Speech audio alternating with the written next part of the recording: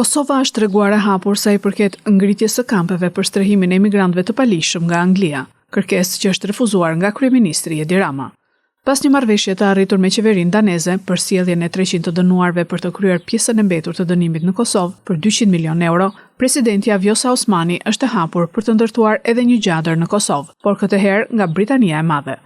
Britanikja The Times në një artikull të saj për këtë çështje sjell në vëmendje qëndrimin e presidentes Vjosa Osmani, ku deklaron se vendi i saj do të ishte i hapur për bisedime mbi një marrëveshje të tillë të mundshme. Do të ishim të hapur për ta diskutuar, megjithatë nuk mund të them më shumë sepse nuk i di detajet. Nuk mund të jap përgjigje për një kërkesë që nuk është bërë. Është shprehur ndër të tjera Osmani, duke u rreshtuar kështu në listën me 9 vende të Britanisë së Madhe për nënshkrimin e një marrëveshje për kamp për emigrantët të palishëm. Një marrëveshje e tillë me Kosovën është më e mundshme edhe për faktin se një pjesë e emigrantëve kalojnë përmes Kosovës për të hyrë në Bashkimin Evropian e më pas drejt Anglisë me varka, çka do të ishte më e thjeshtë ligjërisht për deportimin e tyre. Prova që emigrantët kalojnë përmes vendit pritës të qendrave të kthimit shihet si një hap kyç për të lehtësuar procesin ligjor të deportimit. Britania ka hyrë në një krizë tjetër emigrantësh, ku numri atyre që mbërrin me varka të vogla është rritur ndjeshëm krahasuar me një vit më parë.